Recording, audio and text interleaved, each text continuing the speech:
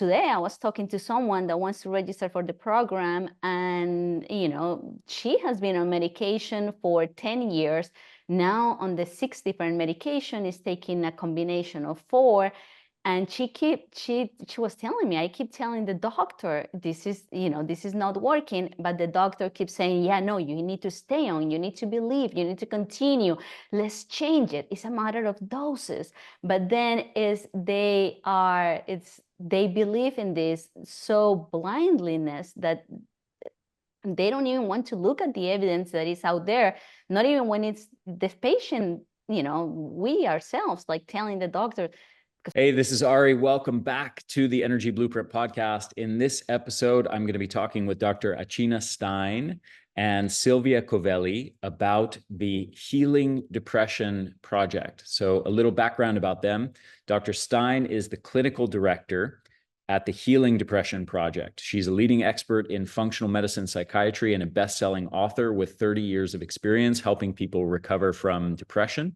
She's a board-certified psychiatrist, a distinguished fellow of the American Psychiatric Association, a certified practitioner of the Institute for Functional Medicine, and a former clinical assistant professor of psychiatry and human behavior at the Warren Alpert Medical School of Brown University. Dr. Stein's international best-selling book, What If It's Not Depression? Your Guide to Finding Answers, offers groundbreaking functional medicine perspectives, instilling hope and providing healing pathways for those facing chronic depression. In the 45-day depression recovery program offered by the Healing Depression Project, Dr. Stein works on identifying and addressing all the root causes of your depression-like symptoms.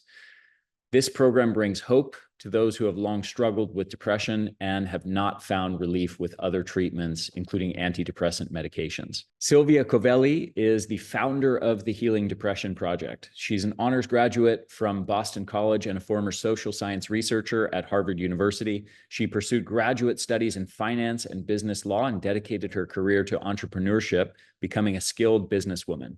In parallel with her thriving career, Silvia faced relentless and chronic depression, exploring over 60 different treatments without finding sustained relief. Her personal struggle, combined with her extensive background in human transformation and mind-body connection, led her to develop a program that remarkably eradicated 25 years of depression symptoms, leaving her depression-free ever since. This breakthrough later inspired the creation of the Healing Depression Project, what we're going to be talking about in this podcast, and inspired her to dedicate her life to helping others break free from depression. Now, please enjoy this podcast with Dr. Achina Stein and Silvia Covelli about the Healing Depression Project. So welcome to the show, Dr. Stein and Silvia. Thank you for having us. Yeah. Hi, Ari. Thank you for having us. It's my pleasure. So first of all, to get us started, I would love for both of you to describe sort of the backstory of how you came together and why you started the Healing Depression Project. Okay, so the project comes out of my own experience. I struggled with depression for more than 25 years, and nothing that I did was really able to help me. I looked for help in, the psychiatry and in so many other, medical, treatment models. And nothing was really able to do, to make my symptoms go away or to stay well for a long time. So eventually I put my own program together out of more than 60 different programs and approaches that I had tried in the past.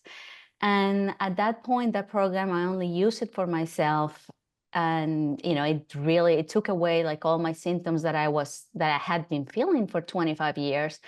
So long into my recovery, I had this feeling and, like a connection of this can help others.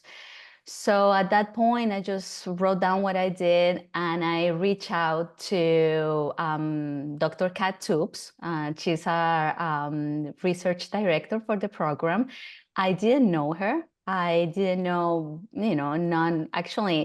I didn't know a doctor in functional medicine. So I wrote to her, I told her about, my story and what I thought a great program would be.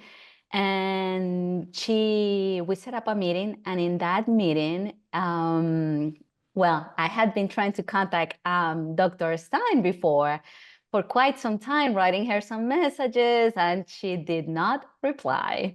So, and then Kat, for the meeting, she asked me, is it okay if I invite a friend? And I'm like, sure, who are you inviting? And then she said, like, Achina Stein. And I'm like, no way. To So we my met. defense, it was LinkedIn, and I don't go to LinkedIn very much that she sent messages to. So So this was in the Functional Medicine Annual Conference. We had a meeting. I explained, my vision and the process that I have been through, and that's how the program began at that day. And we just put a lot of other minds together and added all the sciences to the things that I had done just to really empower to get this program like to the next level. And now we're ready to launch. We're having our first program in March next year. Mhm. And so what's the mission statement here? What's the big vision of this project? We want to change the narrative in psychiatry. The current narrative of psychiatry is that depression is a lifelong condition, that chances for recovery are very small, and also they mostly rely on medication. So what we're bringing to the table and what we want to start talking about and the conversation to go to is that to add tools different from medications and to show that there's other approaches such as functional medicine psychiatry and metabolic psychiatry and lifestyle medicine that can actually bring effective treatment to people that are, trapped in years and years of depression. So that's what we want to do. We want to show that these treatments are very effective, just as so much research is already doing. So we want to join that and offer treatment that can really end this cycle of depression. Mm-hmm.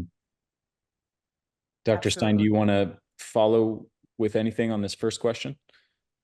Yeah, I mean, I'm sure you're familiar with functional medicine, and psychiatry is really an extension of that, finding root causes of the problems of the symptoms, rather than suppressing symptoms with medications, and bring the body back into balance by addressing them. Food, using food, going after chronic infections, going after toxins, stress, and really it's looking at all of the things, not just one thing and then saying, oh, well, that failed, and then going to the next thing and, oh, that failed. It's not a silver bullet approach. It's an approach where you're looking for all of the pieces of the puzzle, which is different for every individual on some level, and addressing each and every one of those and making changes in the lifestyle. So 80% of chronic disease, and I consider quote unquote treatment resistant depression as a chronic mental disease or disease, and that it's lifestyle. It's related to lifestyle, and a lot of people don't really know that. They're not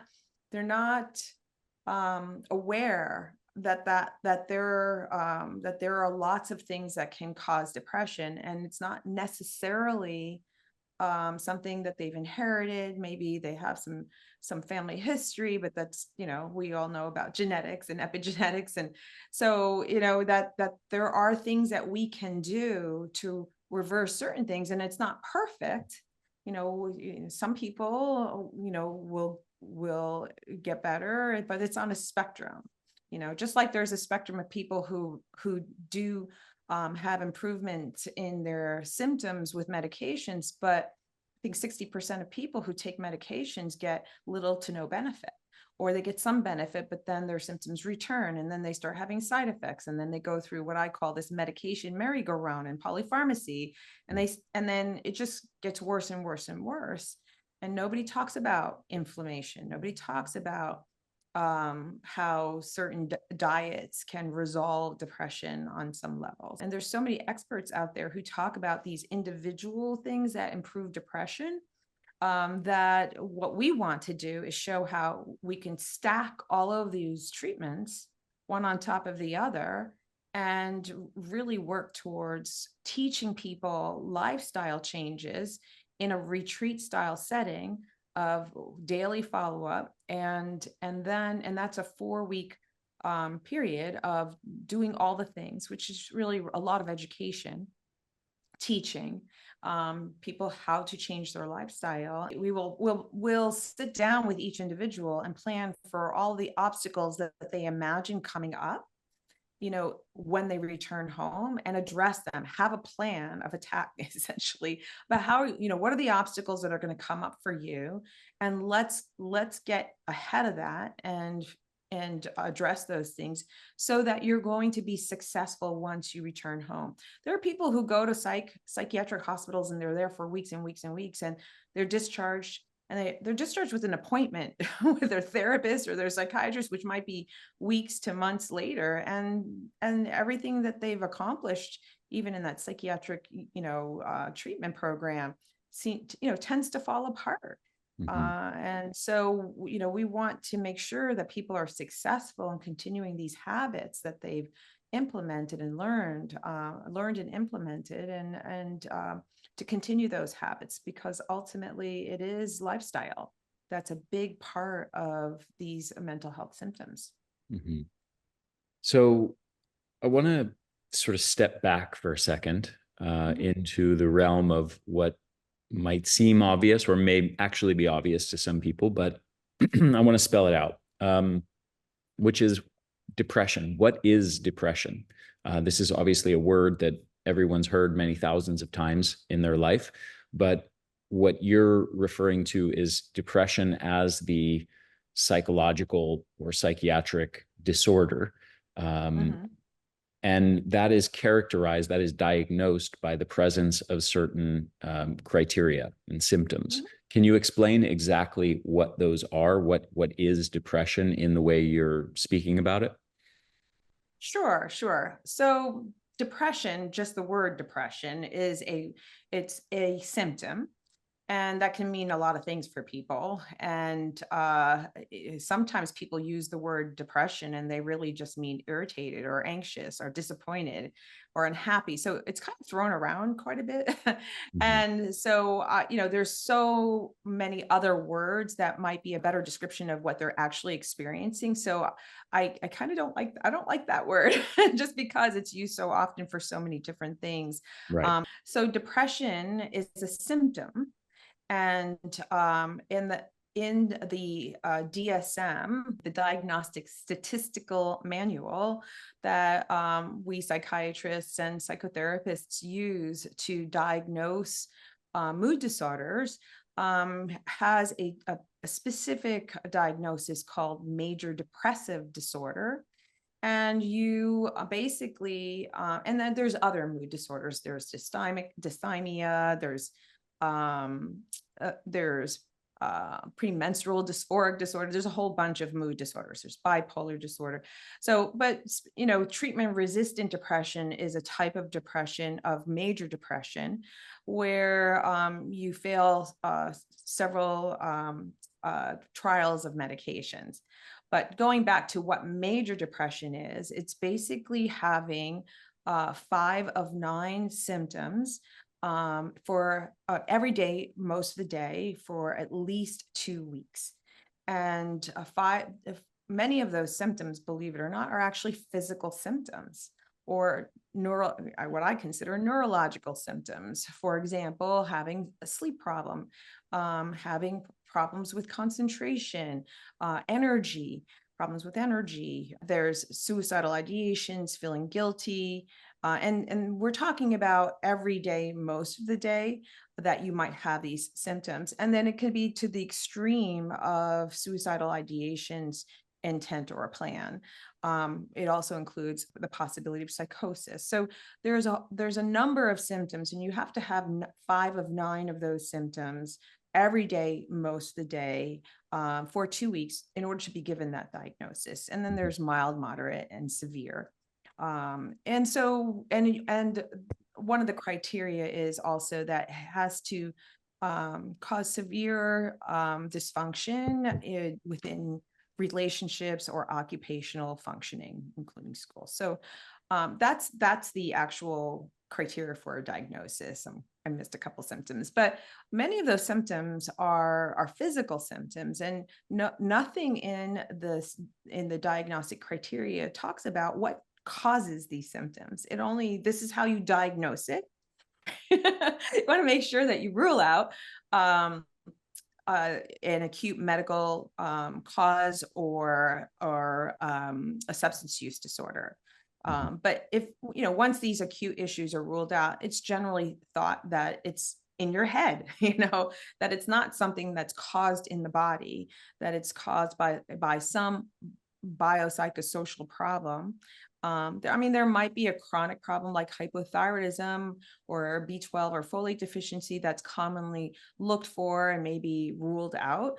But there's so many other causes that we don't even search for as psychiatrists. And many psychiatrists aren't really trained to be able to do that. But there's more and more happening. Okay, I do want to get to that, but before we get to that, so we have this understanding of what depression is now. Before you explain sort of the paradigm that you're advocating, can you explain the standard paradigm in medicine, in psychiatry, of how they see what depression is and what is causing it physiologically? Sure. So we look at a number of things. There is this whole decision tree that we go down. You want to look at if there's a genetic predisposition, if there's any triggers from stress. Wait, are you talking about your paradigm, or are you talking about the standard allopathic paradigm? The standard allopathic paradigm. Okay. Yeah, we'll get a family history, and if you have a strong family history for depression, it's like, oh, there's a genetic component for you. That's not surprising then that you're now depressed. But can you sort of crystallize like how conventional medicine sees depression? For decades, the public has been indoctrinated. At this point, the American public has an understanding of what, quote unquote, the cause of depression is, that has been directly passed down from the paradigm of medicine and psychiatry of depression, which is the chemical imbalance, serotonin-based theory. I wasn't sure what you were asking me. Yeah. Yeah, like so rather than sort of in practice how a physician would deal with a patient with depression and the steps they'd go through. Can you explain like the paradigm level of how they conceptualize what depression is? Sure. We do a psychiatric evaluation, and we look at the whole history, including family history, medical history, any triggers that might have, and it's usually more psychiatric or psychosocial triggers, above the neck, things that have happened, in your mind that generally causes this kind of thing. So, but ultimately, the belief is, and very strongly believed by psychopharmacologists, is that it's an imbalance, it's a chemical imbalance or an imbalance in neurotransmitters in the brain. So, but that has been debunked decades ago. In the early 1990s, that was debunked.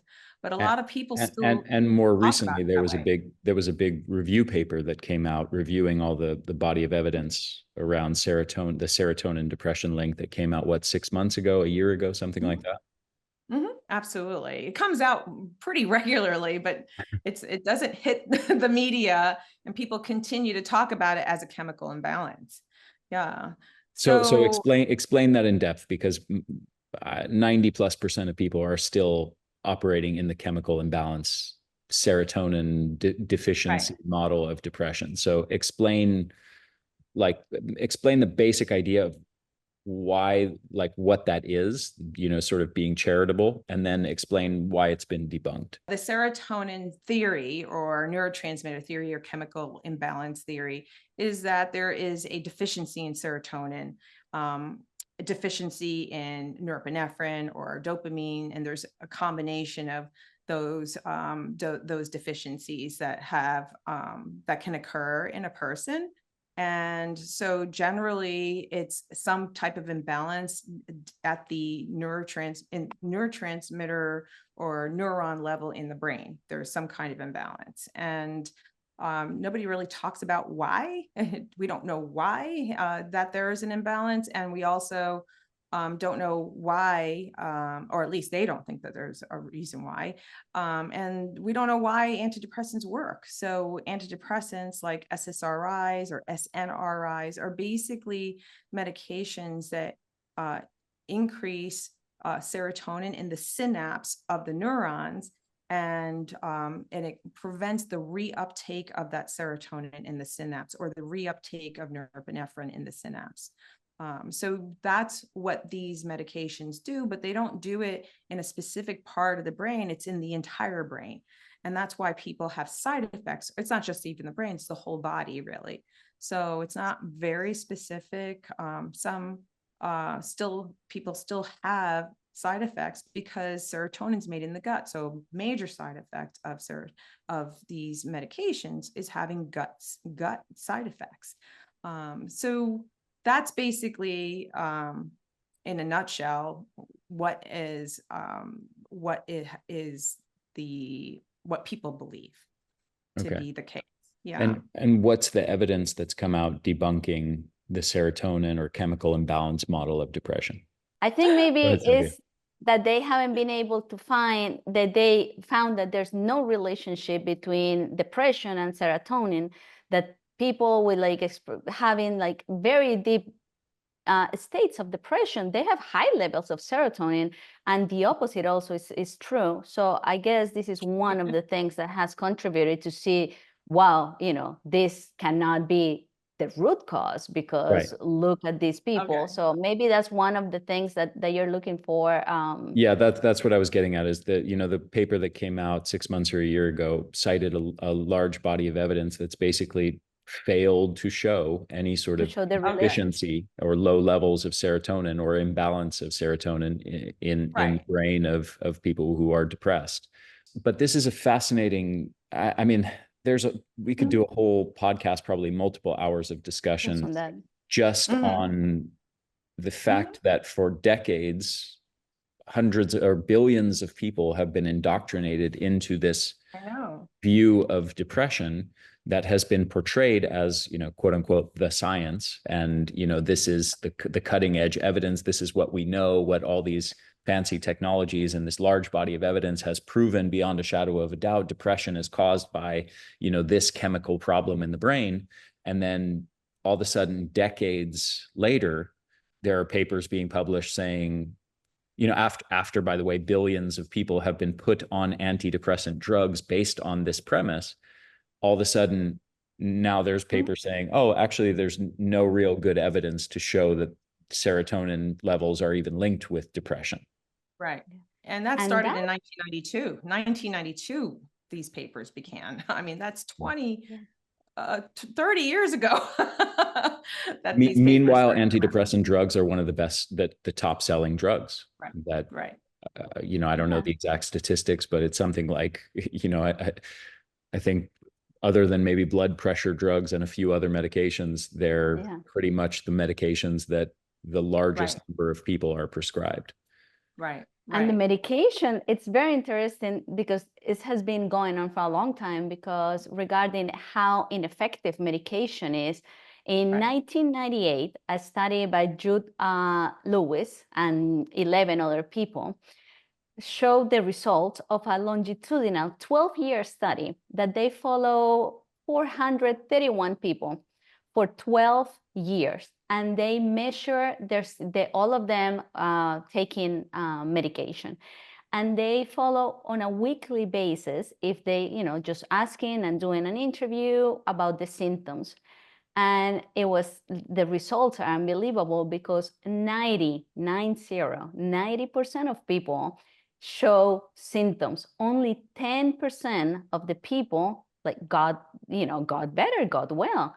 So there's a lot of evidence showing that medication is not being effective, but still it is being prescribed and prescribed. Today I was talking to someone that wants to register for the program, and she has been on medication for 10 years now. On the 6 different medication, is taking a combination of 4. And she was telling me, I keep telling the doctor, this is not working, but the doctor keeps saying, yeah, no, you need to stay on, you need to believe, you need to continue, let's change it, it's a matter of doses. But then they believe in this so blindliness that they don't even want to look at the evidence that is out there, not even when it's the patient, we ourselves, like telling the doctor, because I was there in so many situations telling this is not working. And then the doctor was like, yes, it is. And I'm like, no, it's not. And, even to get off of medications is really difficult. In my case, I insisted. I have to say, I want to get off this medication because it's, for me, the result is very clear that in my case, it's not helping me. And I didn't get the help to do that. Eventually, I had to do it, on my own. I informed myself and did the process by myself. So that's how embedded this belief in medication is in conventional psychiatry.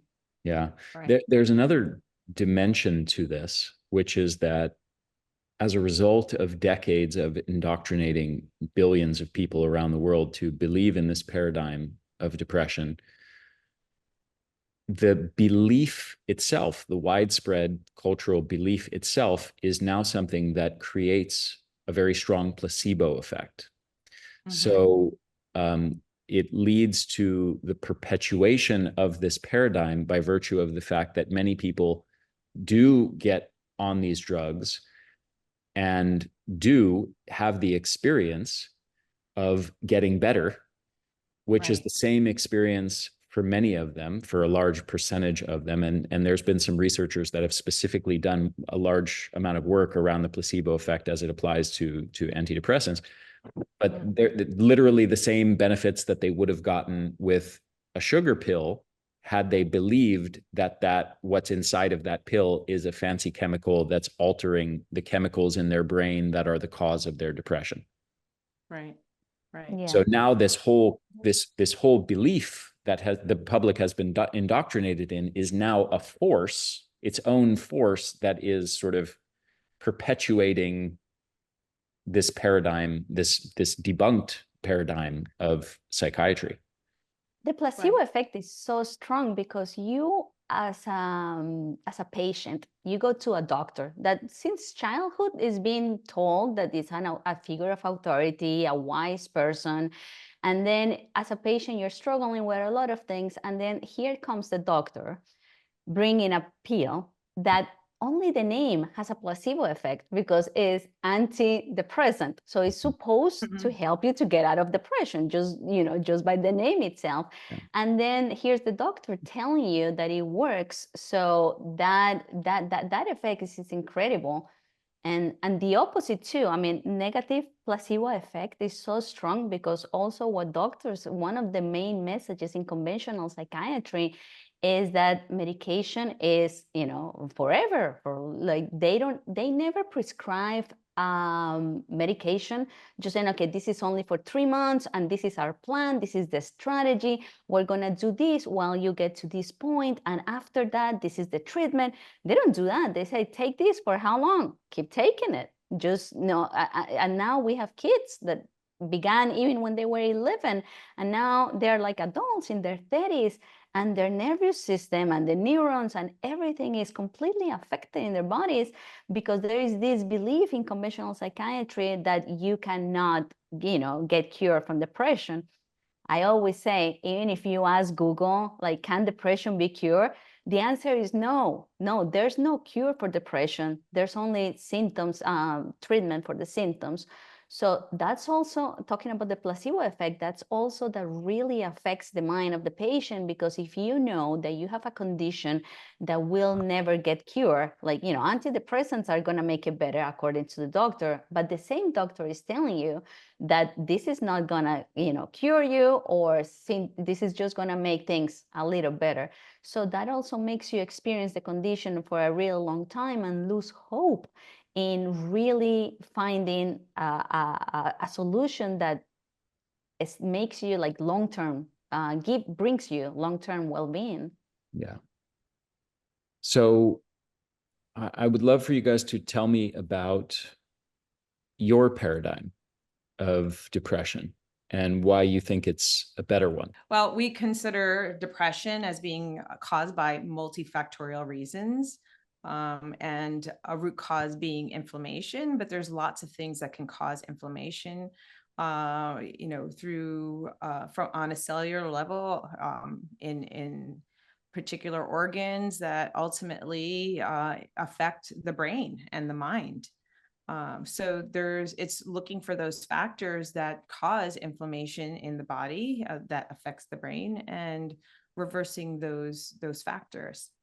That's it in a nutshell. And so there's different areas of foods, chronic infections, toxins, stress, all of which can affect hormones, particularly your stress hormones, cortisol and the sex hormones. And when there's aberrations in these areas, they can ultimately cumulatively come together and manifest as depression. And what about like the psychospiritual dimension of this, Sure. and social dimension of it? Because, you know, I mean, just to make a sort of caricature of an example here, let's imagine that someone who lives off of Burger King, you know, French fries and potato chips, and eats, you know, at Pizza Hut, and eats ice cream and donuts, you know, at Dunkin' Donuts for breakfast, and doesn't exercise, and is, you know, spends most of their day on social media, is addicted to porn, works a job that they hate, is lonely, or has a dysfunctional relationship, or, you know, on and on and on. And they go to their doctor, and their doctor says, well, the cause of your depression is clearly that you have a serotonin deficiency in your brain. And here's this really advanced science. We've, you know, through the power of science, we've developed this chemical that will alter the cause of your depression, which is the serotonin levels in your brain. And that's the solution. There is this constant sort of overlooking of the deeper dimensions of a person's life, of the way they actually live and operate in the world, and a constant sort of conflation of physiological correlates. You know, even if the serotonin model of depression were true, even if low serotonin levels were genuinely linked to depression, Right. the scenario I just talked about would still be totally wildly wrong in the way that they're Right. thinking about it, because Oh, absolutely. you're still overlooking all of the dimensions of how this person is living that are the actual causes of why their serotonin is low. Right.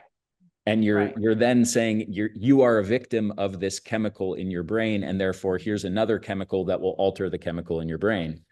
Well, yeah. Well, they're talking about it as this serotonin deficiency, for example, if that were true, right, as something that's a problem downstream. And if you just fix it downstream by giving you this medication, then everything will be all right. And Right. you're absolutely right. I mean, I think at some point, you have to take a look at all of the things.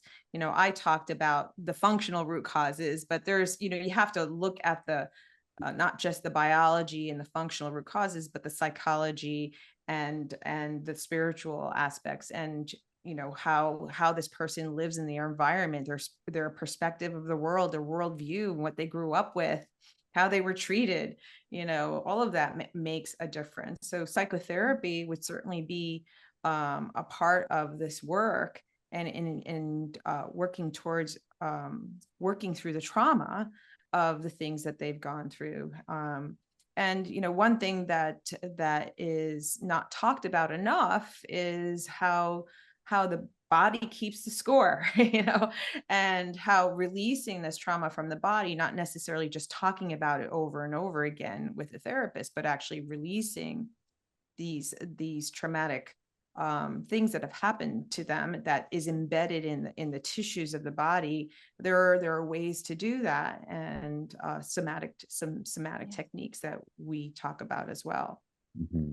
And precisely because of everything that Dr. Stein is saying, our healing model is called 360 whole person approach. And we do body, mind, emotions, and spirit. And the first piece in that order. So first we address through functional medicine, extensive lab testing and assessment and treatment plan. We look at those root causes in the body, that what else is what's happening in the body, what are the dysfunction, the imbalances that are contributing or causing these symptoms. And then we also go to the mind, which is we use a lot of, because in the example that you were saying about like this person having that type of life, so there's so many things that are taking place there. So then is the physical piece, and then there's also like the mindset. So for the mindset, we're going to be doing meditations that it's a special type of meditation that lower your brain cells from beta to alpha, so that the subconscious can be accessed. Because as you know, 95% of the brain is the subconscious mind, and only 5% is the conscious mind. So that's why like making a change just out of will, it's really difficult. And to stop reactivity from things that you are used to do, or things that happened in the past, is also very hard just out of will. So in this type of meditation, then we're able to kind of like reset like your brain with new thoughts, new emotions, and new possibilities, so that that person can break free or leave that state where the person is at that moment. Then the also piece that we do when we do the emotions is, as Dr. Stein was saying, is the trauma work. So we're going to be doing more than we do, like the talk therapy. Talk therapy only takes you so far. It helps you understand, like discover things. But then what you really need to, in order to live your life and get out of like so many patterns and things that you're doing, is to really work through that trauma. So we're going to be doing experiential therapy, specifically psychodrama, which has been shown in research to be very effective for depression. And this is also like, the piece also combining the emotion, and together with the somatic therapy that, like Dr. Stein was saying, just to help that trauma leave the body, to move through you and eventually like get out of your body. And then there's always the spiritual piece, which is because how connected you feel to life, and do you have a life purpose? What do you do on your day-to-day life? What do you wake up for in the mornings? Because in the example that you were giving us, Ari, this person has no reason what to wake up for. Like, That's he right. hates job, he has all these like accumulation of all things that he does. So we also like treat that and work with the overactive mind, mind that keeps you normally very in the past, feeling sorrow maybe for something that happened, or in the future like feeling really anxious about something that you don't even know it's going to happen, and takes away the only thing that is real and that you could actually enjoy, which is the present moment. So that and all that model is it's empowered by lifestyle medicine. So we do grounded on lifestyle medicine and on the science of habits formation. We train people on two things. One, how to break free from habits that are not helping the person physically and mentally and emotionally. And breaking from those habits is very difficult. So we help them to do that, and we help them to cultivate, form new habits, And that's why it's also the length of the program, 30 days, because through practice, through repetition, what we are looking for is for this person to completely change their habits and get into this beautiful morning routine that will set them up for, for success, to really maintain the gains that they're going to be having at the program. Because once you do all this functional medicine approach on really bringing your body back to balance, and then you also have this super powerful like nutrition grounded on metabolic psychiatry that is going to reset how the metabolism of your brain cells and give you basically a new chance to start over, like so many new things in your life.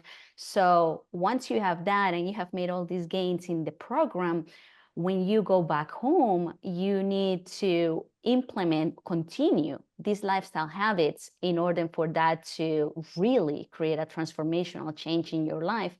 Otherwise, it's like anything, just having the information or knowing that something's good. We all know that's not good enough. And I went through that. I had so much information. I knew the best things, the best practices, but then I had to like really have a talk to myself in all honesty. Like, how many of those do you do on your daily life? You know about this, the way you should be eating. Are you doing this on your daily life? So is this real, like, transparent look to your life and just being able to say, no, I don't, for whatever reasons. One of the reasons is depression itself, because if you think about what do you need in order to make a change in your life, are the things that in a way depression is taking from you, because you need motivation, you need hope, you need vitality, you need physical levels of energy.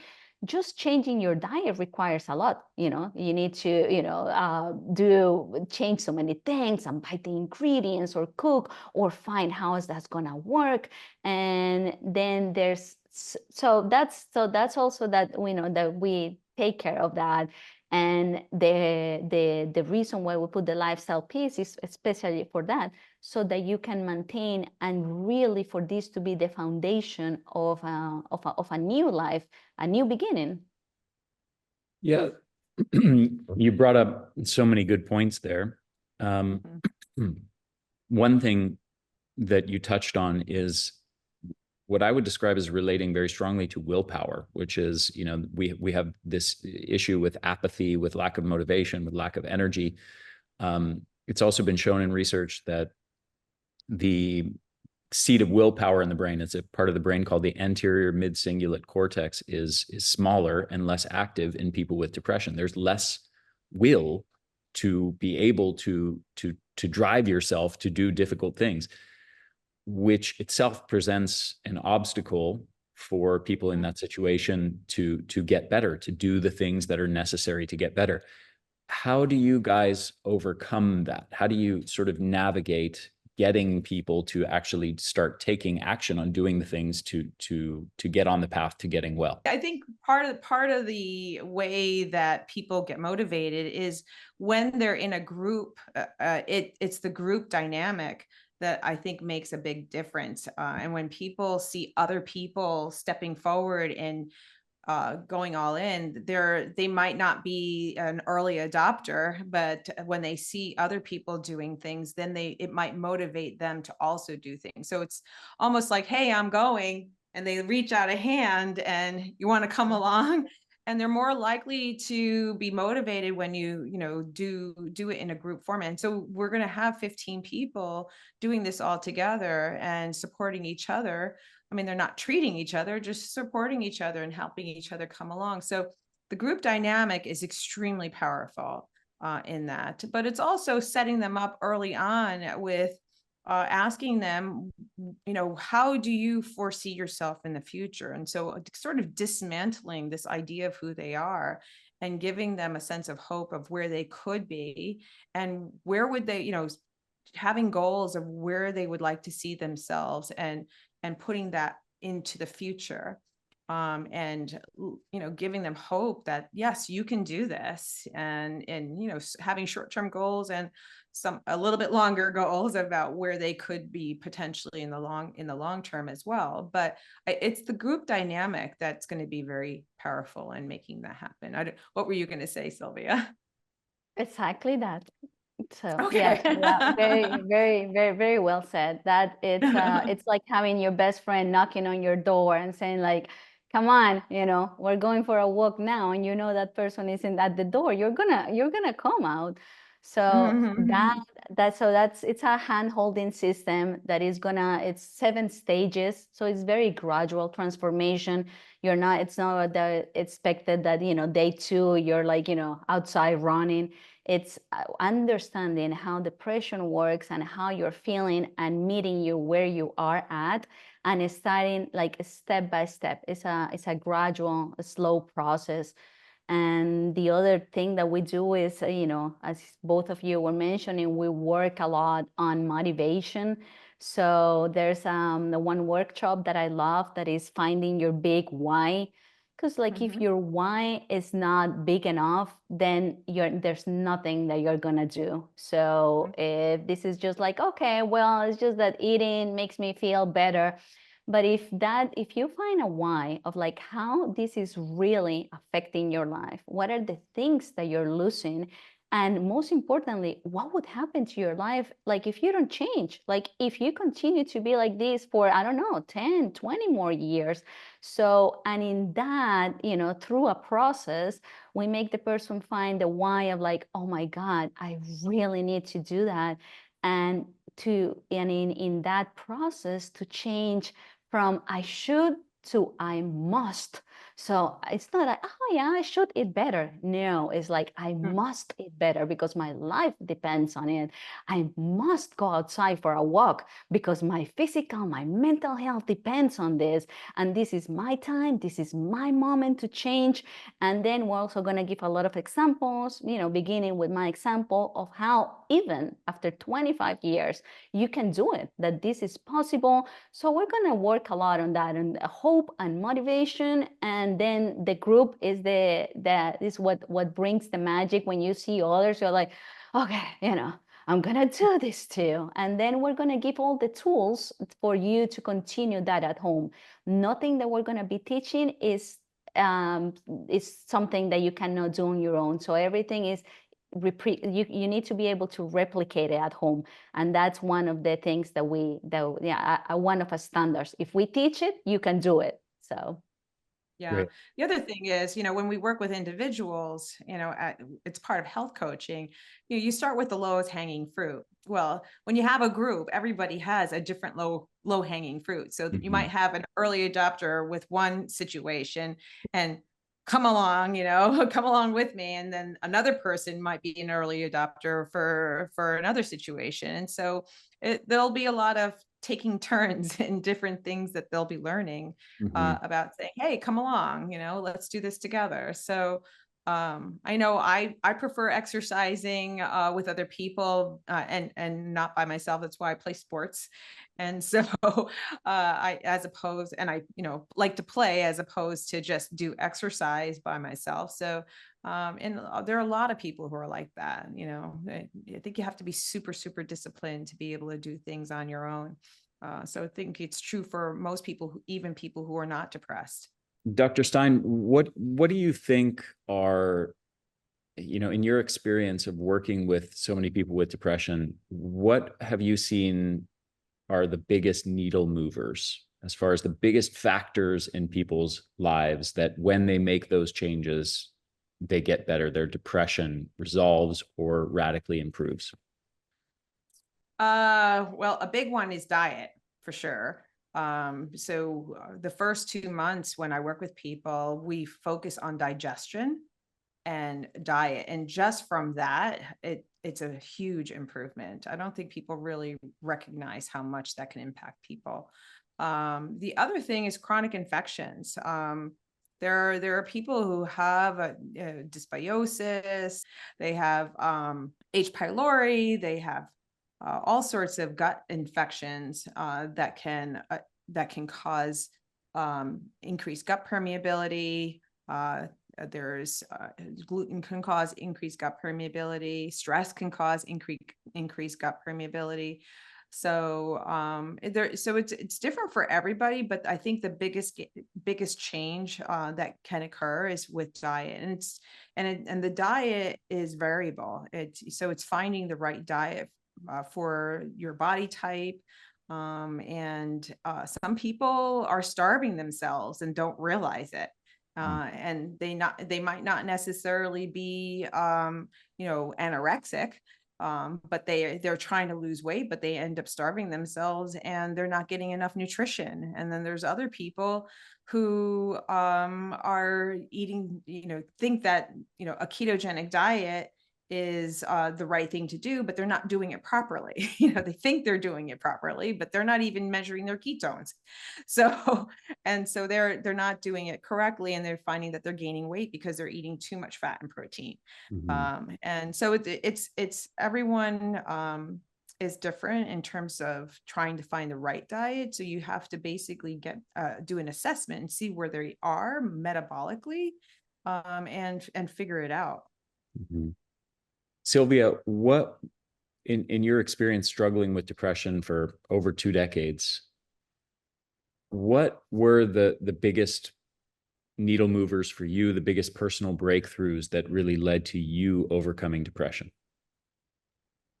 Okay. As activities, as a day-to-day things, one of the main ones for me was also diet.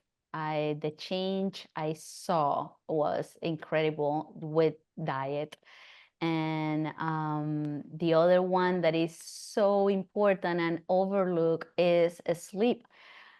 Actually, the symptoms when you are like sleep deprived are very, very similar. If you read the symptoms of that and the symptoms of depression, they are so alike.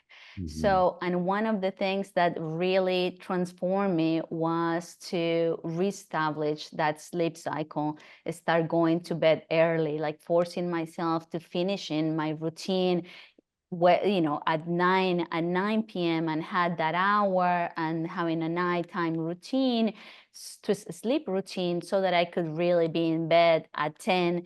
And because sometimes, you stay late, they're just like, watching TV or media, like whatever is it that you're doing. And the way I started seeing it and understanding it is that every time I was choosing that, I was choosing depression. So that really kicked in my brain and said like, oh, wait, no, I'm not choosing depression. So that was another huge factor in my life.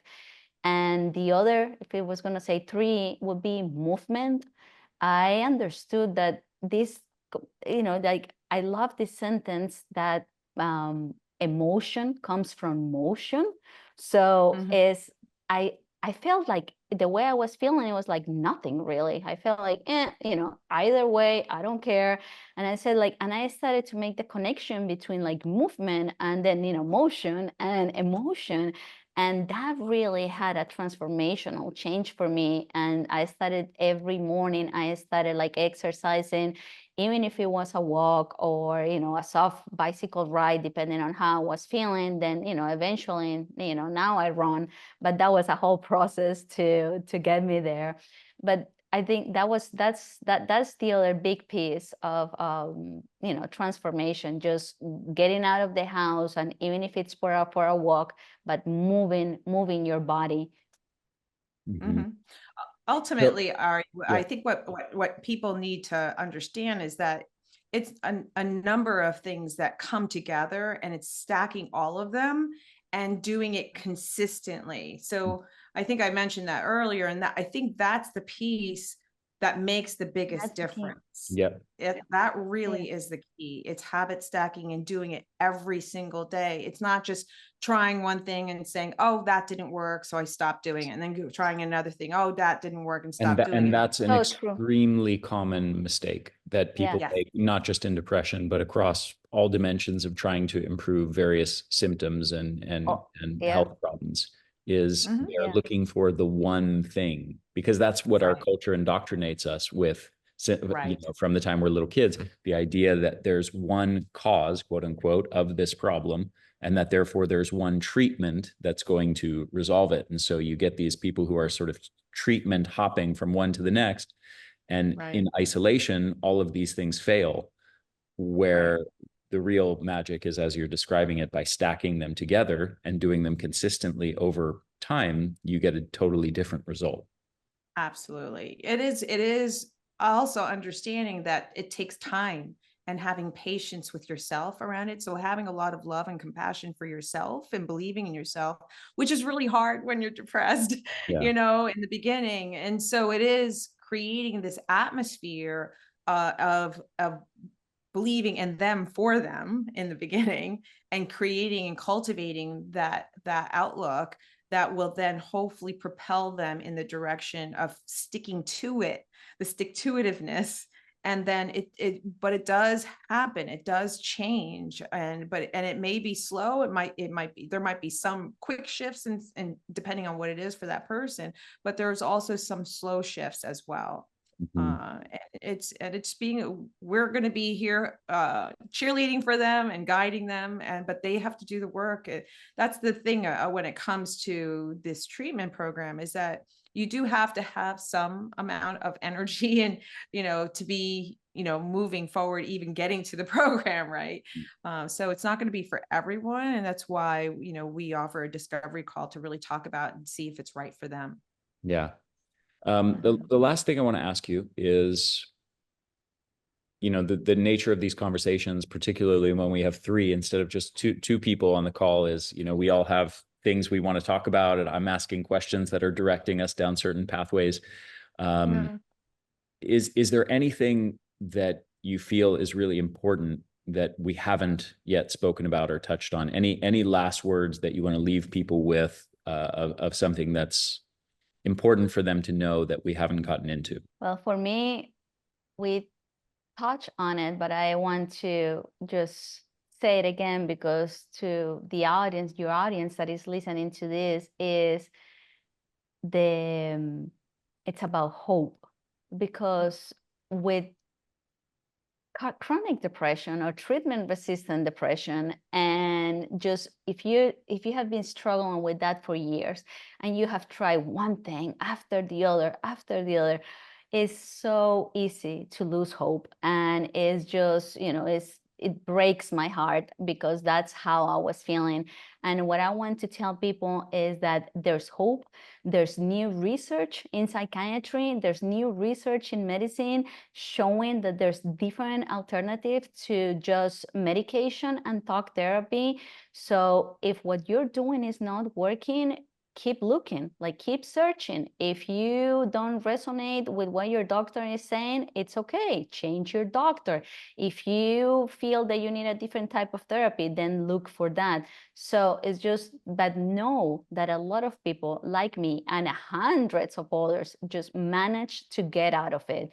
So it's not something that you have to live for the rest of your life. That is a misbelief, that is not true. And you can find, the appropriate help, and with the right treatment, there's a whole new life waiting for you. Beautiful. Beautifully said. Let people know where they can get in touch with you, or how they can work with you, how they can follow the Healing Depression Project, or wherever you want to direct people. Yes. So they can go to our website, is healingdepressionproject.com. And there is a place where you can book a discovery call. There's no cost for that call, and the call is going to be directly with me or Dr. Stein, one of the two of us. And we'll just talk about, your situation, your story. You tell us about you, we tell you about the program, and see if we're a good match for each other. And at that point, there's an application process that the person has to go through to see if they qualify. The other thing that I want to talk about is that we managed to get like really good funding that we are passing completely to the participants. So on the form of scholarships, the scholarships cover up to 80% of the cost of the program. So this is an amazing time to do it. This applies for 2025 We have a program in March, another one in August.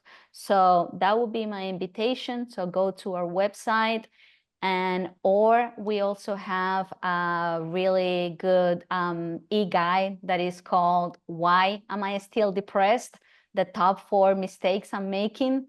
It's based on my story and based on all the research and learning and putting this program together of all the main things that is stopping you to recover. And that's, you can get that for free just on the website. Again, Healing Depression Project, healingdepressionproject.com/gift. So, and then you go there, you download it, and just, you know, it's a really good resource to have if you want to start. And yeah, just reach out, contact us, and see if maybe this is what you've been waiting for. Beautiful. Thank you both for coming on the show and doing this. And thank you for the work that you're doing in the world. Well, thank All right, you. thank you so much for this. Yeah.